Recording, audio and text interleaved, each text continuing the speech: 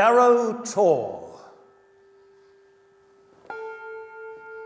Leskernick, abandoned 1265 BC. Rautor, abandoned 1000 BC. Stowe's Pound, abandoned 800 BC. Brown Gelly, abandoned 700 BC. Carweather, abandoned 1317 AD.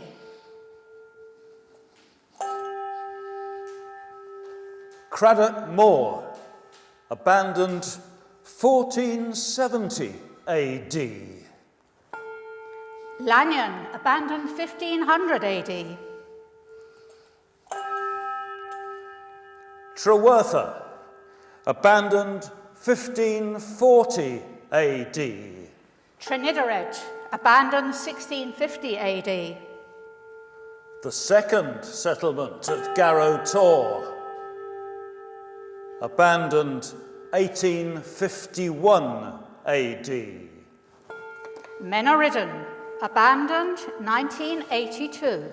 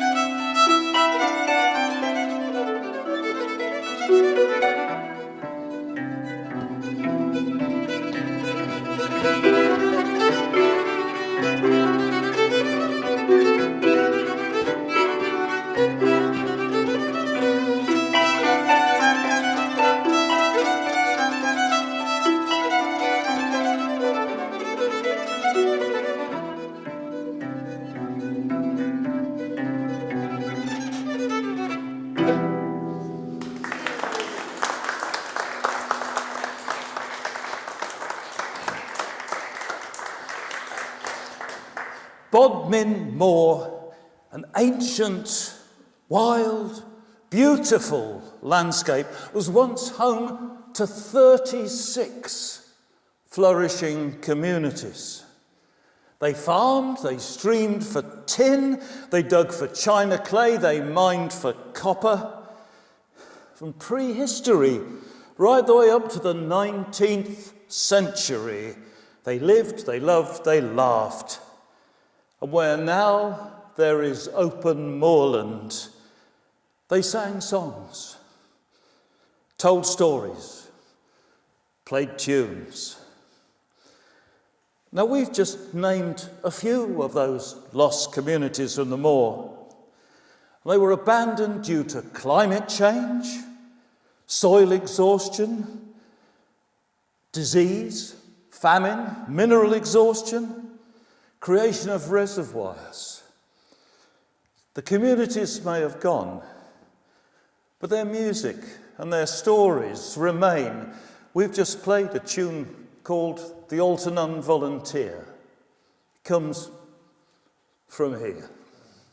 The second tune was Plethen Hennyns, the reel for those that are nearly too old, but not quite too old.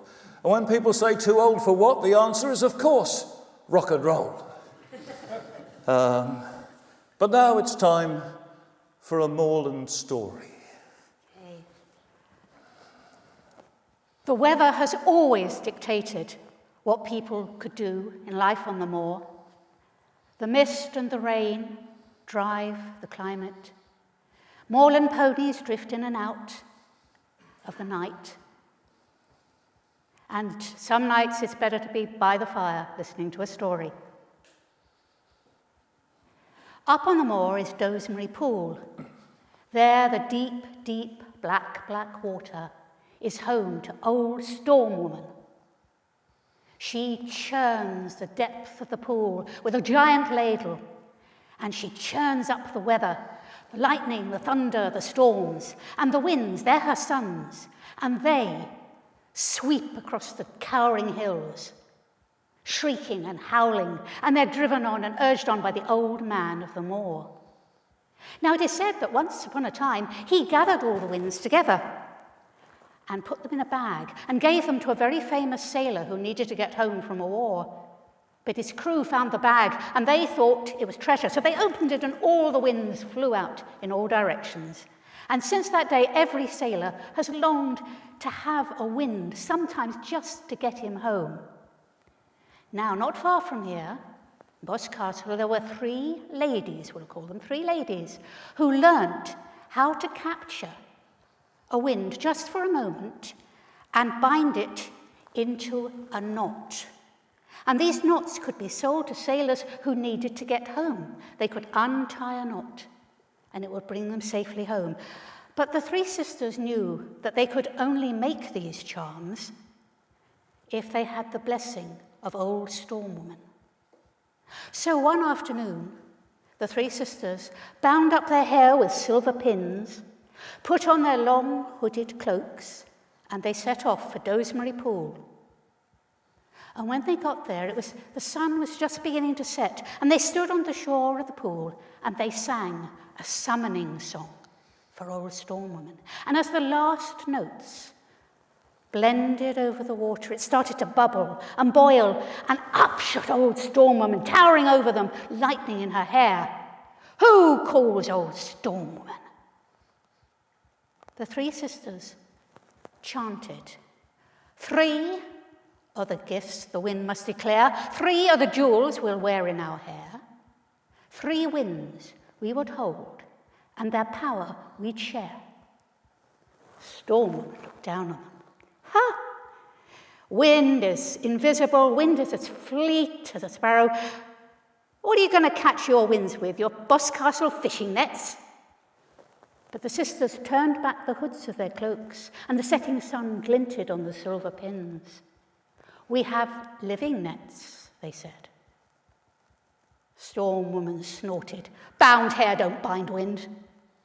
But the younger sister stepped forward and took the silver pins from her hair, and her hair cascaded down to her waist, and it was the colour of corn at harvest. And the second sister stepped forward, and she took the pins from her hair, and her hair cascaded down to her knees, and it was the colour of the leaves in autumn. And the eldest sister stepped forward, took the pins from her hair, and her hair spilled out over the ground around her feet, and it was the colour of night in winter. Storm Woman nodded. Wind scours rocks, strips of trees bare, faster than birds, thinner than air, calls no place home, has naught to declare. How will you bind the wind in your hair? And the youngest sister said, the wind does have something to declare. Every time you remember the smell of a rose, the smell of fresh baking, the smell of grass that's just been cut, that memory has come to you on the voice of the wind. You smelt it and you remember it. This is the treasure the wind must declare. This is the jewel I'll bind in my hair. Seek it and keep it, hold and enfold it, find it and bind it. An old storm woman, she nodded, and she reached some water from the lake, and she poured it over the head of the youngest sister, and she said, you have the south wind. And then the second sister stepped forward. The wind has something else to declare. Every flower, every weed, every tree, every bush has seeds, has spores, and they get to their new homes on the wind. The wind carries life all round the moor. This is the treasure the wind must declare. This is the treasure I'll bind in my hair. Seek it and keep it, hold and enfold it, find it and bind it. And then the then the storm woman sprinkled some water on the second sister and said, you have the west wind. Then the eldest sister stepped forward. There is one even greater treasure that the wind must declare. Every word that is spoken, every poem that is told, every song that is sung, every ballad, every story is carried as a memory to us on the air, on the wind. This is the treasure the wind must declare. This is the jewel I'll wear in my hair. I'll seek it and keep it, find it and bind it, hold it and fold it. And Storm Woman nodded, and she sprinkled water on the head of the last sister, and she said, right, the three of you now, go, fly in the night sky under the stars. Spread your hair like fishing nets and catch all those memories that were carried on the voice of the wind, and bind them to help people who need to remember these things, to find their way to their home. And so it is to this very day. We don't see the sisters flying there, but every time you see some hanging gulls or some scattering crows, every time you smell a lover's perfume, or blow a wish on a dandelion clock, or hear a story, another knot has been untied.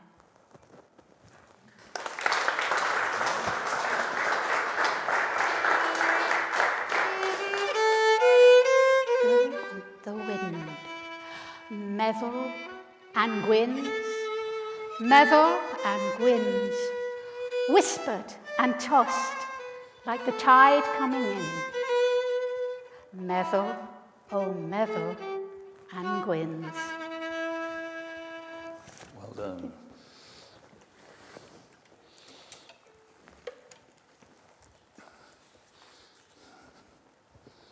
It wasn't very long ago that almost any child in Cornwall was put to bed with the dreadful threat that if they did not go to sleep, Jan Tregeagle would come and get them. And what is not generally known is that Jan Tregeagle was a real person. He lived in the 17th century, and he was a big man, and he was a bad man. And the trouble was that he was the magistrate in Bodmin, and also he was the land agent for Lord Robarts, who owned acres and acres of land around Cornwall. And there was many a good Cornish farmer, many a good Cornish citizen who found themselves out of pocket for some reason or another. And the clues always pointed in Jan's direction. And people had a suspicion that maybe when they paid their rent money, it wasn't going into the bank, it was going into Jan's pocket. So you can imagine, he wasn't a very popular lad. I mean, I know his mother loved him, but I don't know of anybody else. And the truth was that, I mean, when he died, sad to say, people were quite cheerful about that. In fact, nobody went to his funeral. In fact, he had to carry his own coffin.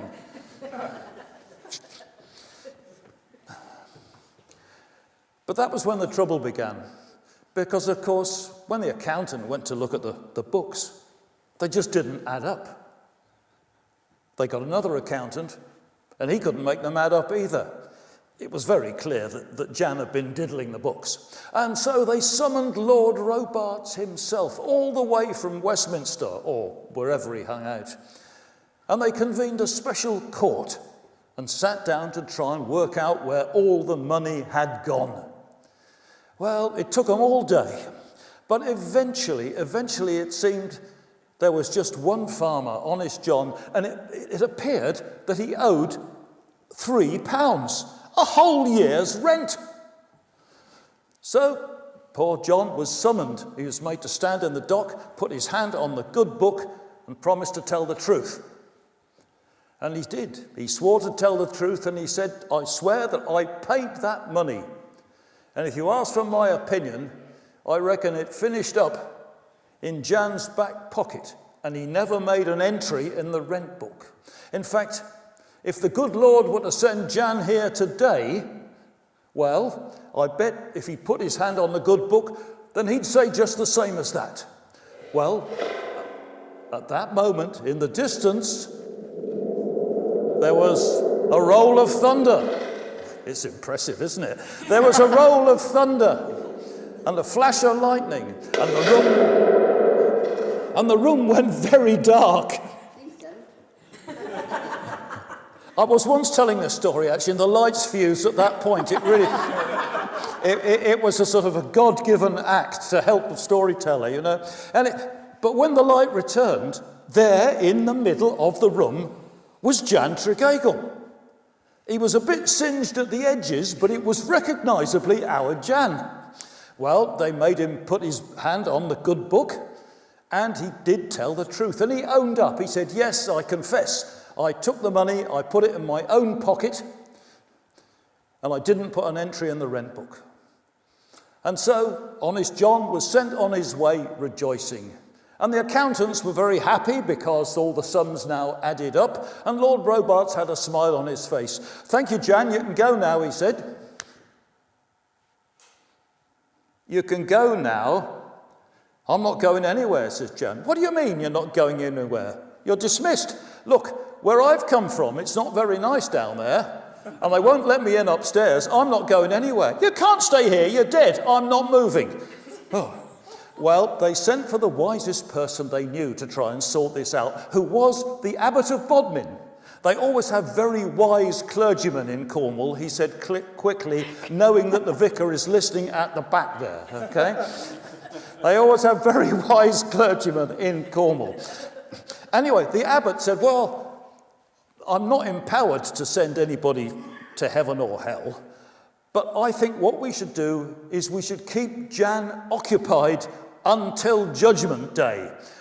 And what he must do is some task or other that actually makes good some of the wrongs that he's done, that helps the people that he's wronged in the past." Now, in those days, it just so happened that the Dosmary Pool up on the moor there was forever overflowing.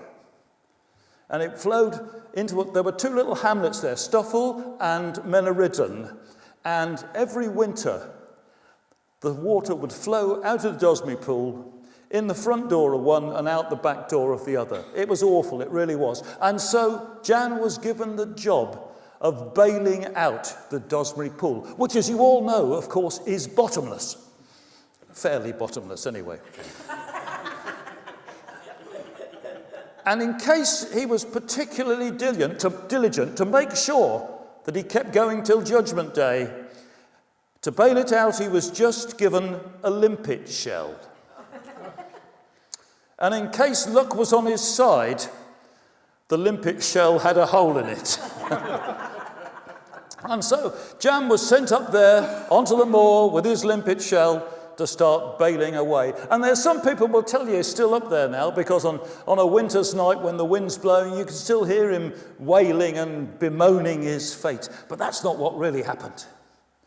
Because the devil was mightily annoyed at having actually lost a soul out of hell. It was unprecedented. I mean, it set a very bad example. He might soon find the place was empty, and what can we do with that? I mean, that's not supposed to happen until, well, never mind. We'll do the theology a bit later. So, on the first night, the devil sent a great storm of wind. It was so powerful, it tore at Jan's clothing. It seared his flesh, it flayed his skin. It even blew the stars out of the sky. But Jan, knowing that the only way he was going to avoid going down below was to keep on doing the task that he'd been given, he kept bailing away. Well, this made the devil really annoyed. And so on the second night, he sent a great lightning storm. It's another one of those. Fantastic. The thunder rolled, the lightning flashed. St. Elmo's fire flickered on the end of his nose and on the top of his ears. He had electric shocks every time he scooped a shellful of water out of the pool. But he still kept bailing away. Well, by now the devil was doubly annoyed, and so on the third night he sent the hounds from hell. And they barked, they yowled, they snapped at Jan's heels, they jumped up at him, they snapped at him. But Jan kept bailing away. He knew that if he could keep going till dawn, he'd be all right, because that's when the hounds from hell have to go back down below. And you could just maybe sense the first light in the east when the biggest, hairiest, hungriest hound jumped up and knocked Jan's hand. And the shell slipped from his fingers and tumbled down. Aha! But he caught it with the other one! But his fingers were wet and slippery, and it slipped through, splash, into the water. And at that moment, Jan knew that unless he could flee from the hounds, they were going to take him down below. And so he started running. He ran for all he was worth across the moor. He ran down to the southwest until he came to Helman Tor. That's why it has that name, because the man from hell actually went over the tor there. Some of the hounds got lost there. You can still hear them barking and wailing on dark nights. And he then kept running until he came to Roach Rock. And you all know Roach Rock, that great pillar of granite that comes up out of the moor there. And on top of Roach Rock, there was a friendly hermit. Jan shinned up the ladder. Sanctuary, sanctuary, I crave. And the hermit, being a good hermit, said, yeah, come on in. First company I've had for a long time. And the hounds, of course, they couldn't climb the ladder. But what they could do was come back every night. What they could do is march around the base, barking and yowling and snapping at anybody who came near. And the locals, well, the kids couldn't go to school first thing in the morning in the winter, and the people couldn't go to the shops. Worst of all, they couldn't go to the pub. Something had to be done. Aha! They knew what they had to do because they knew about the wise clergyman of Cornwall. And so they sent for the abbot of Bodmin yet again. He said, we're going to have to find Jan another job. One that will keep him going all the way until doomsday. Well, in those days, the fishermen in Padster were having terrible troubles with storms on the infamous Doon Bar, which, of course, crosses the estuary between Stepper Point and Pentyre. And so Jan was given the task of weaving rope from the sands of the Doon Bar. And there he is to this very day. Every day he weaves a good length of rope. And then you hear him crying and wailing as the tide comes in and washes all his work away. Of course, if you go down to that part of Cornwall, you need to be a little bit careful, because Jan has already worked out that if you get somebody else to keep doing that job for him, then maybe he could make his own arrangements. So if you're out on the cliffs, somewhere near Pentyre perhaps, or Stepper Point, and an old chap with a beard and bald head and probably wearing a waistcoat comes up to you and says, "Now then, my dear, could you tell me about your skills at knitting or weaving, crochet perhaps?" Well, that's probably our Jan, and the safest thing to do is to turn round, run down to Padstow and have a cup of tea as quick as you possibly can.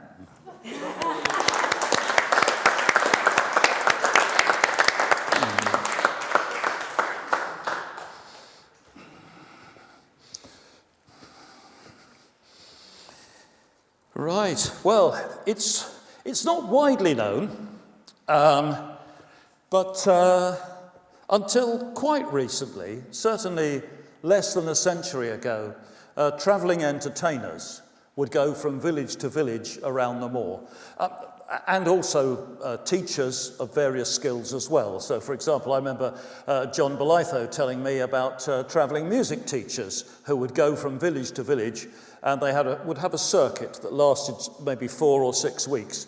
And they'd the first week, they'd go to the first village and say, "Right, now I want you to practice this piece of music." And then they'd go to the next village, "You would practice this piece of music." And after 6 weeks, they'd get back to where they started from. "Now then, have you been doing your practice?" And that's the way the kids were taught. And this is also true of entertainers. Now, one particular entertainer we know was up in this part of the world, on the moor, was a man called Chacewater Charlie, who presumably didn't come from the moor, presumably came from Chacewater.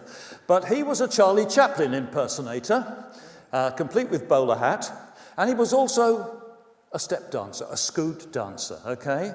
Now, scoots, as you probably are aware, are the steels that go on the inside of working shoes or boots. And the great thing about those is that if you've got a stone slab floor, then you can do that, which, if you get it right, sends a great shower of sparks down the road, down the aisle. It's fantastic. I mean, I don't suppose it's something that would be approved of in church, but it wouldn't do the brass rubbings any good, that's for certain. So Chacewater Charlie was just such a man, and we've got certain records of him up at Rilla Mill, just on the north side of the moor there. And also, I have a strong suspicion that he was at Luannic. I can't prove it, but it wouldn't surprise me if he hadn't actually dropped in Altarnun on the way between the two. It's sort of en route. And this is a song about him and what happened to him, because he did get into trouble. And he got into trouble because they changed the furniture in the pub. And what happened was that the stone slabs on the floor were removed and exchanged for parquet flooring. And the trouble is, if you do that on a parquet floor when wearing scoots, it just leaves a big black mark and you get into lots of trouble. So what Charlie did was he went to the local graveyard and borrowed a memorial stone and dragged it into the pub. And this was fine, except that the local minister, who was allegedly teetotal, just happened to come into the pub to find Charlie merrily dancing on someone's final resting place. And so Charlie got reported for this piece of, I don't suppose it's blasphemy, but it's certainly not very respectful, is it? Anyway, he got a small jail sentence as a result of that. But, us entertainers, we're not bothered by little troubles like that.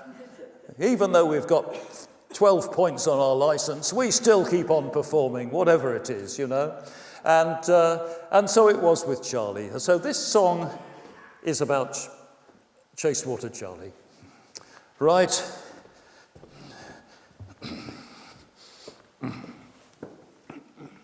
Are we ready for this?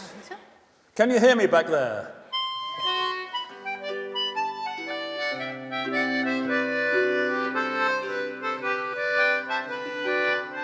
As I come in by Rilla Mill, 'twas on a market day, I heard the sound of dancing feet, I heard the piper play, and dressed in rags but cracking flags with scoots that second to none. The sparks that flew, they told the news, the dancing man had come. Chacewater Charlie, he showed us all the way. He'd strike the steel and tap and wheel through all the livelong day. And on the mat his bowler had to lay a pennies down. And if the miller he come by, it cost him half a crown. Well, the local lads tied up their gads to take old Charlie on. But Charlie knew a step or two that never yet was done, and each young knob would lose a bob no matter how he'd try. And if he stay for half a day, kiss all his pay goodbye. Chacewater Charlie, he showed us all the way. He'd strike the steel and tap and wheel through all the livelong day. And on the mat his bowler had to lay a pennies down. And if the squire he come by, it cost him half a crown. Well, pubs they are a-changing, and paving stones no more, and striking sparks leaves big marks upon a parky floor. But Charlie has the answer, he is a godly man, borrows a gravestone from the church whenever that he can. Chacewater Charlie, he showed us all the way. He'd strike the steel and tap and wheel through all the livelong day. And on the mat his bowler had to lay a pennies down. And if the magistrate come by, it cost him half a crown. Well, the priest for shame inside he came, a secret drop to taste. Finds Charlie striking sparks off someone's final resting place. Says Charles, I knocked politely, the owner never replied. The lance and beak says, for your cheek you take a week inside. Chacewater Charlie, he showed us all the way. He'd strike the steel and tap and wheel through all the livelong day. And on the mat his bowler had to lay a pennies down. And if the magistrate come by, it cost him half a crown. Well, now for crime he served his time, and now it's market day. If you go down to Rilla Mill, you'll hear the piper play. You'll feel the ringing of the steel just swinging down the lane. Sparks that fly say not goodbye, but here he comes again. Chacewater Charlie, he showed us all the way. He'd strike the steel and tap and wheel through all the livelong day. And on the mat his bowler had to lay a pennies down. But if the vicar he come by, it cost him £20.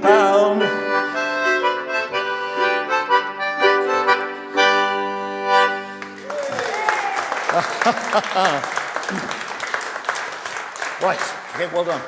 Right, thank you all so much. We're going to take just as short a break as we need now, okay? So if anyone needs a comfort break or a quick gargle or whatever it is, absolutely fine. But when you've done whatever you need to do, come back and sit down and we'll press on and we'll have some more fun, all right? Thank you all very much.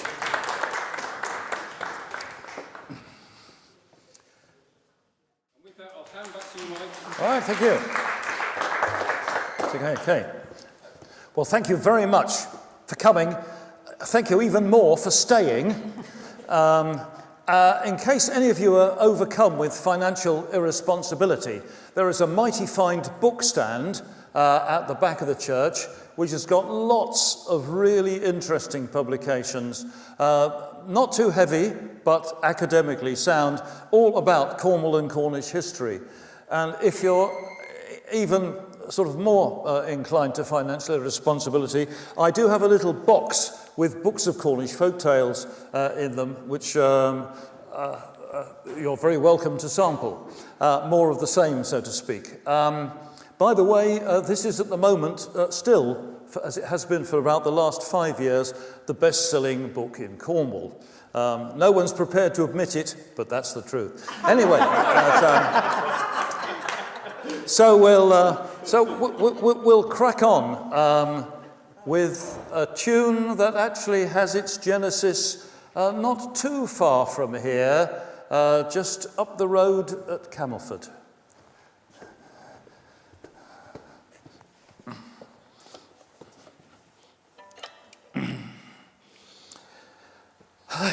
Are we ready for this?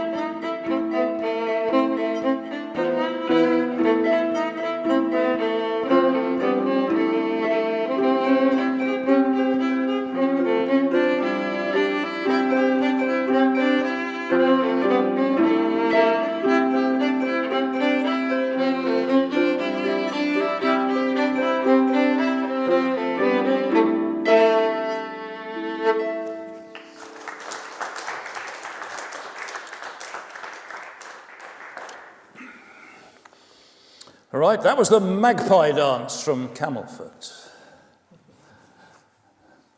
Abraham the tinner had walked across the moor to Liscard, to the stannery there, to sell his ore, to pay his taxes, and then drink the profits. And it wasn't for the first time. And he stayed, enjoying himself in the barley sheaf there, until it was late at night. And that wasn't for the first time either. And then he set out to find his way back across the moor in the dark. And that wasn't for the first time, but he was a big and strong lad. He knew the moor like the back of his hand. And so he felt quite confident as he strode up onto the hills, past the old barrows, past the standing stones, past the hurlers there. But somehow, it seemed that it all looked a bit different on that particular night. And although he knew the moor very well, he suddenly found that the path was unfamiliar to him. And he walked and walked, and he didn't seem to find his way at all. And he thought, this is terrible, but I'll just have to keep going, won't I? And then it started to rain. Well, he tried to shelter under a bit of a hawthorn, but there was nothing there, and he resigned himself really to having a cold and miserable night. And then, in the distance, he saw a flickering light. It came closer. It was coming straight towards him. And as it grew closer, he saw it was an old lady leading a donkey cart. He called out, "Hello, can I hitch a ride?" It seemed that she didn't see him at all. She just walked straight past, looking neither to left nor to right. Well, Abraham the tinner thought, well, I'm not going to put up with this. I'm just going to jump on the back of the cart. So Abraham jumped up on the cart and was carried off into the moor. And it seemed that they travelled for miles and miles, and Abraham didn't recognise any place at all, until eventually, in the distance, he saw another flickering light. A cottage. Wonderful. And as they reached the cottage, he hopped off the cart. The lady with the cart just kept going. Abraham knocked on the door. There was no answer. He tried the knob, and it was open. And he went inside, and it was a lovely, lovely little cottage. There was a fire burning in the hearth. And suspended above it, there was a cauldron. And in the cauldron, there was soup. And it was just the right temperature. And on the table, there was a bowl. And there was a spoon. There was a knife and a fork as well.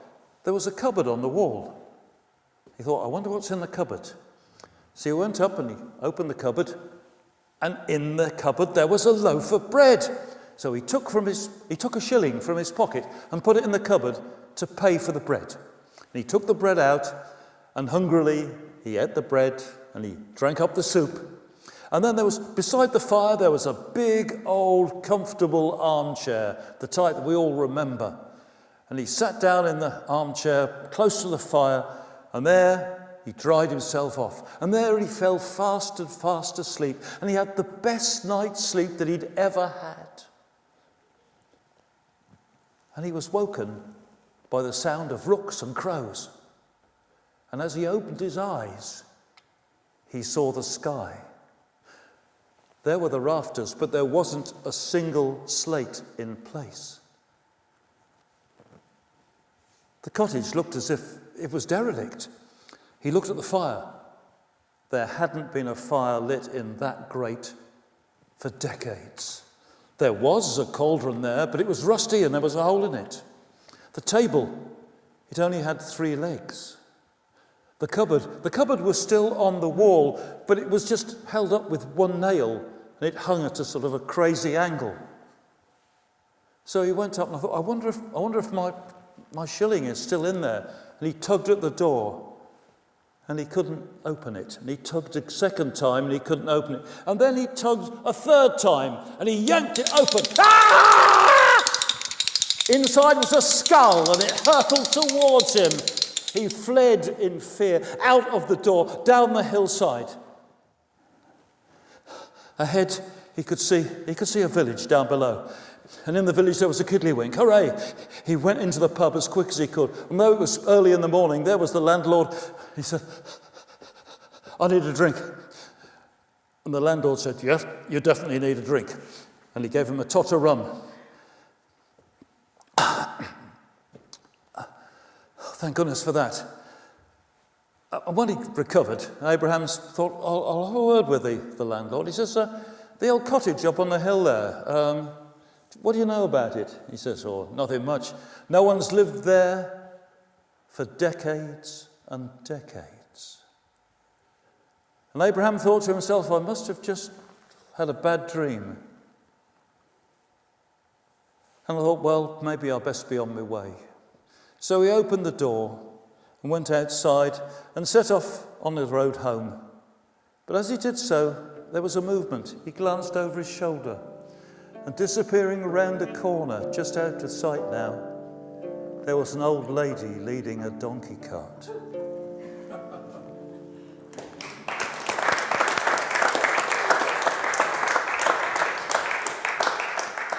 Sometimes people ask me if my stories are true. And the answer is yes and no. Because most folk tales exist and survive because they have a germ of truth or a germ of wisdom in there somewhere. And the wonderful thing is that even children can understand that. And they know if you tell them a fairy tale, they can understand the lesson of the fairy tale without it being actually headlined for them. So they know what's real and what's not real. But I don't know. Could we say the same about the next story that Barbara's going to tell us? I'm not so certain about that. He's never certain about my story. The stranger walked through Lanson, which was cold and wet and mostly closed, as it often is, and out onto the moor. And anyone watching him would have been puzzled at the way he managed to skim over the moor. He didn't stumble in the pools or on the grass. The gorse didn't tear at his clothes. The wind seemed to blow round him, not through him. And his hat stayed on. And he came to a little village. And on the edge of the village, the very last cottage. Well, he could have just walked straight past and ignored it. But something stopped him dead in his tracks. The smell of baking. And this wasn't just any old baking. This was the most enticing smell he could remember. Meat, onions, pastry. What was it? He had to find out. So he put on his most amiable face and knocked on the door. Inside the cottage, Dolly Tremellan had just put her first tray of pasties on the window ledge to cool and was rolling the pastry for the second one. Her hands were covered with flour. So when she heard the knock at the door, she just called over, "Come on in, door's open." She turned to see a tall, tall, dark stranger crossing the threshold at her invitation. He saw a small, dumpy woman, the wrong side of 50, holding a rolling pin. But his first words were, "Oh, I'm sorry, my dear, is your mummy at home?" Now, Dolly knew flattery when she heard it, but she didn't hear it nearly often enough these days, so she batted her eyelids and smiled and explained that she was herself the lady of the house. "But you look too young," said the stranger, and the baking. He couldn't resist. A hand reached out for the pasty and was rapped sharply over the knuckles with a wooden spoon. "That is Farmer Heel's pasty. I make pasties for all the folks round here." "I can understand that. They are magnificent. How did you learn to cook in a place like this? You must have learned everything at your grandmother's knee." "My grandmother," said Dolly. "The only thing she ever cooked was 50 shades of gruel. No, I'm entirely self-taught. I source all my local ingredients. Low air miles, no fat, no sugar, no calories, no nasty trans fats." No. She looked at the look on his face. "No, of course I don't," she said. "I just make the very best pasties you've ever tasted. In fact, I make the very best pasties in Cornwall." There was a glint in the stranger's eye. "The very best, huh? Some people are so easy to catch." "But listen to me wittering on," said Dolly. "You sit yourself down by the fire. You're cold, you're wet, you're hungry. I'll finish these pasties, and then we'll sit down and have something to eat and something to drink." And sure enough, within a few minutes, they were sitting either side of the fire and finishing up the plate of pasties, or at least the stranger was. And then he had some lammy pie, and then he had some splits, and then he had some saffron cake, and then he dabbed his mouth elegantly with a handkerchief and said, that was magnificent, my dear. I have to say, those were the very best pasties I have ever tasted. I think you should widen your franchise a bit. You don't want to just be selling locally." "Oh, I don't know," said Dolly. "I do all right. The secret's in the pastry. Anybody can find meat and tatties to put in a pasty, but the pastry has to be perfect. And I have that skill. I can make perfect pastry. I could make a pasty out of anything so long as I made the pastry. I bet you the devil himself couldn't do better." And that wasn't a clever thing to say, because then she noticed where she'd been doing the rolling, there was flour on the floor, and there was a set of footprints that had walked through the flour, and they were not boots and they were not shoes, they were cloven hooves. She was entertaining old Nick, old Scratch, the devil himself. And she turned to see the look of triumph on his face. A wager, what a lovely idea, my dear. I do think we should have a wager, a sort of bake-off competition, if you like. I wager you can't make me 3 pasties of the ingredients that I specify on 3 days and produce baking like this.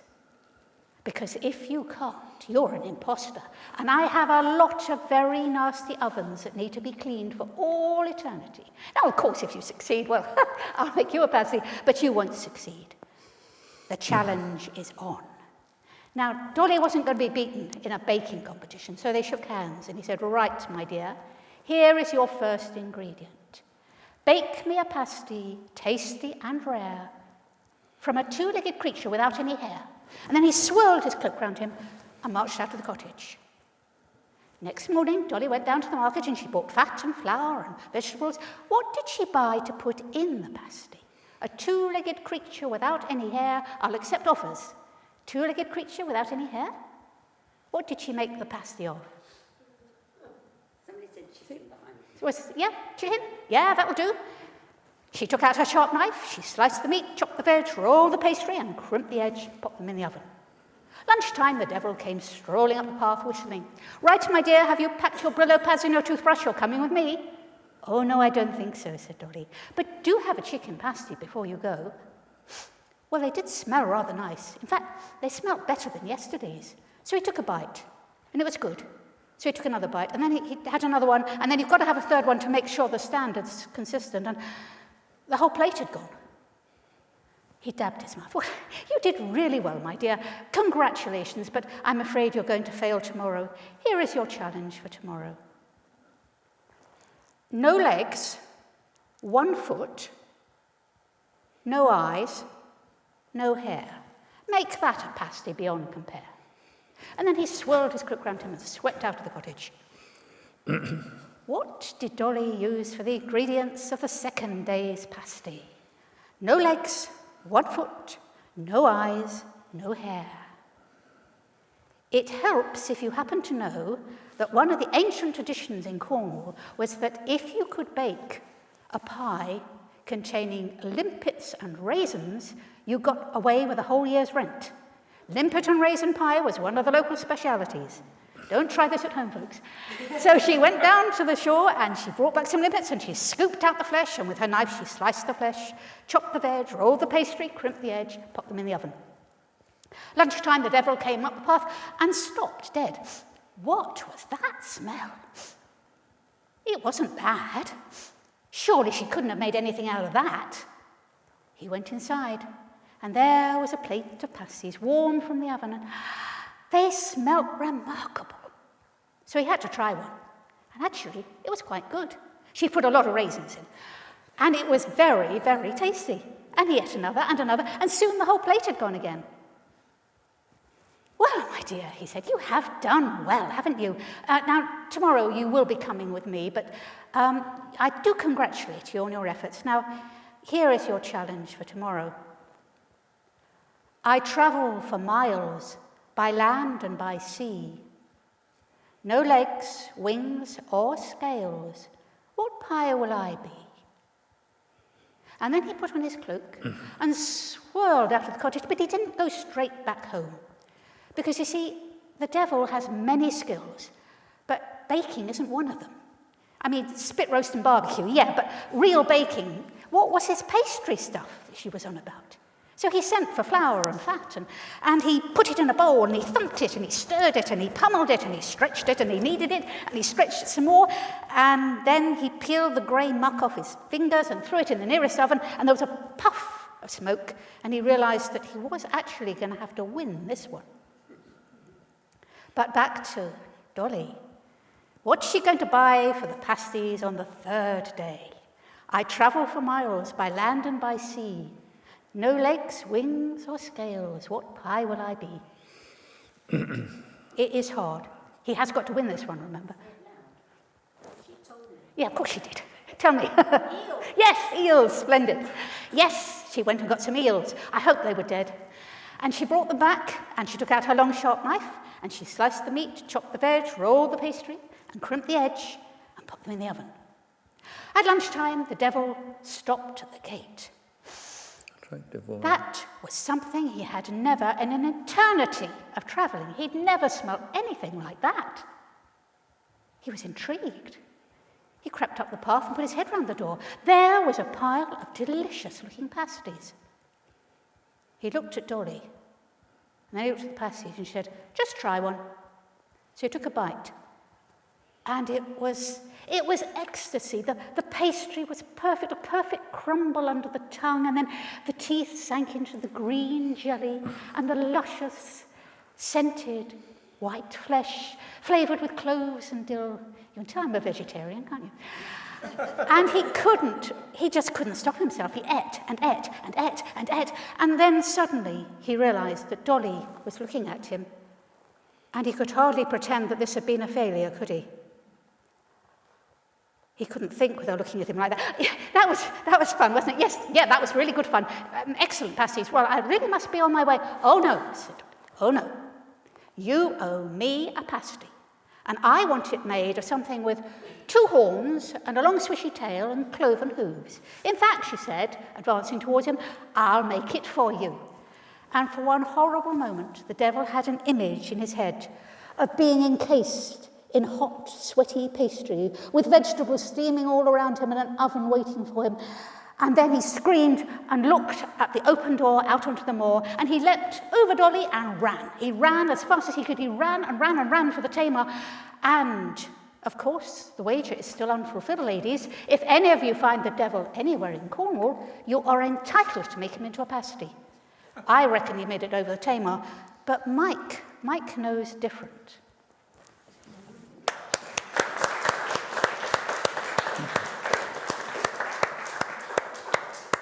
Well, it was about 1,000 years before that particular incident that St. Michael came to Cornwall. He came to Cornwall because he was fond of fish and chips. And it's not widely known, but the Sea of Galilee is not very good for mackerel. And he came over to Cornwall because he found a nice mount in the middle of a handy bay down in West Cornwall. And he could sit on the top of that with his fishing rod and fish for fish. And which he could have with chips. And that was his treat, especially on a Friday, you know. And that's why, of course, he is the first saint of Cornwall, because while sitting on the mount, he appeared to Cornish fishermen in the year 495. They got lost in the fog. They didn't know which way to go to get back to Newlyn, and St. Michael called out to them, pointed the direction they should go, and ever since then he has been the patron saint of Cornish fishermen. Well, one day he was sitting there on the top of St. Michael's Mount with his fishing rod when something caught his eye over in the east. A glint, something blazing red hot. What was it? As it grew closer, he saw it was a dragon holding in its claws a lump of red-hot molten lava, straight from the fires of hell. And because St. Michael, like all clergymen, is particularly intelligent, I'm trying to butter up the bloke at the back, you understand, like all clergymen, particularly intelligent, he immediately divined that it was, of course, Old Nick, Old Scratch, the devil himself, in the guise of a dragon. And he had taken a lump of this hellstone, and he was intent on dropping it on the innocent citizens of Cornwall. Well, St. Michael didn't want that to happen, so immediately he spread his wings, leapt into the sky, drew his sword of pure fire, and went up to challenge the devil. Well, the devil, realizing he couldn't fight very well whilst he was holding a lump of molten lava, dropped it. And you'd have thought it might have done all sorts of damage to the people below, but St. Michael was smart enough to call out, "Hey, stand from under!" And all the people scattered, and it landed right in the courtyard of a hotel, of a little town that to this day has been known as Hellstone, or Helston ever since. When it cooled down, the stone was black, and you used to be able to see it until about 1850 or thereabouts, in the courtyard of the Angel Hotel. And then some Cornishman wanted to use it for building stone, and so he broke it up. But it was there until then. Well, the devil, realizing that St. Michael was out to get him, started running.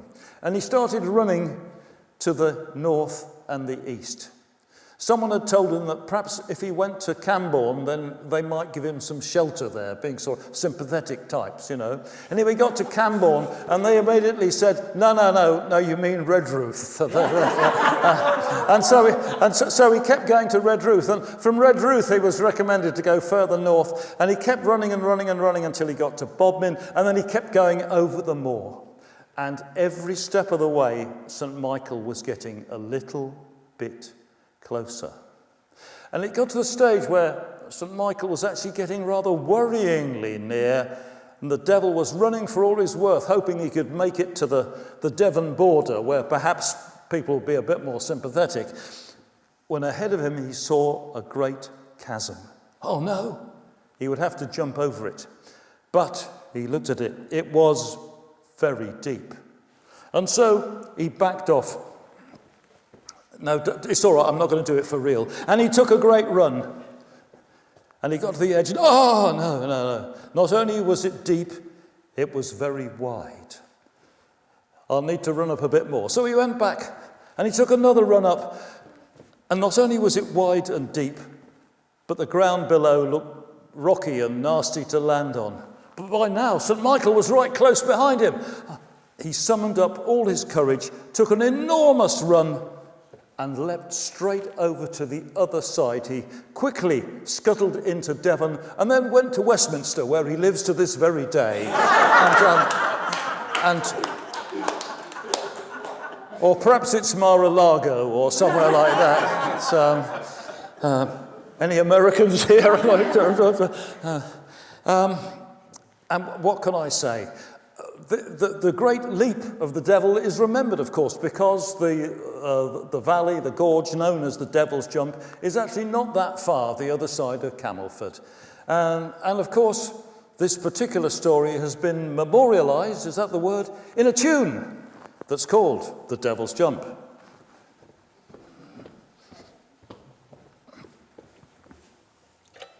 Oh, yeah. Right, so here we are. Oh.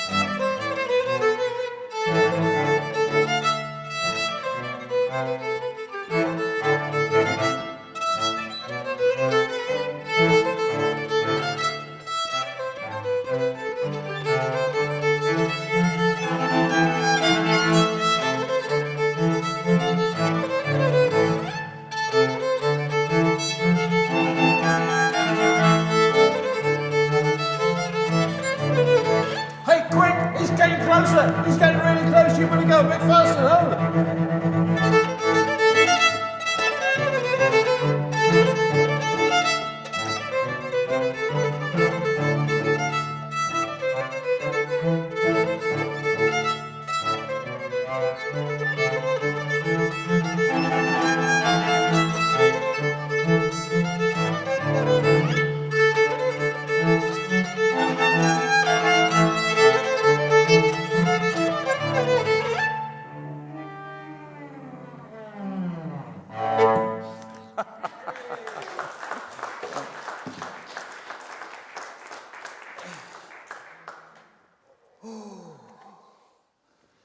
Right.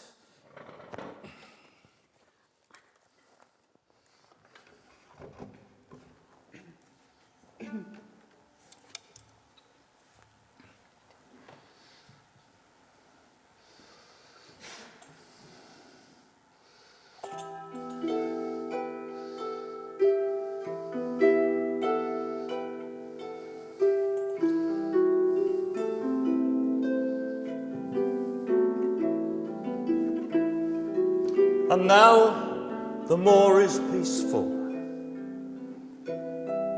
In Advent Church, St. Michael says a last prayer and dreams of fish and chips. In the Kiddlywink, Abraham the tinner has another well-earned nightcap. In her cottage, Dolly Tremelin is already fast asleep, dreaming of endless trays of pasties. Dosbury Pool is still in the starlight. A forgotten limpet shell lies on its shore. Old Stormwoman takes her rest. The old grey man of the moor wheels his handcart. In it, he gathers his sons, the winds, and takes them to the house of the sleeping winds. And here they will rest until they're again called to spread their stories to the four corners of Cornwall. And an old woman leading a donkey cart lights her lantern and walks back into the past.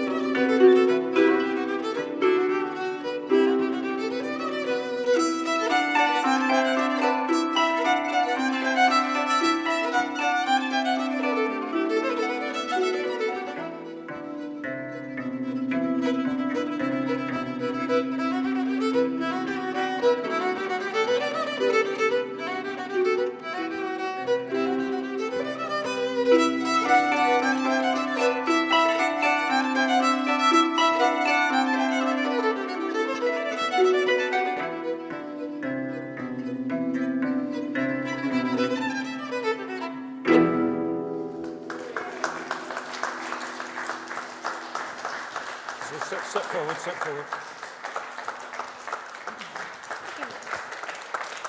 1, 2, 3. Thank you very much. Thank you.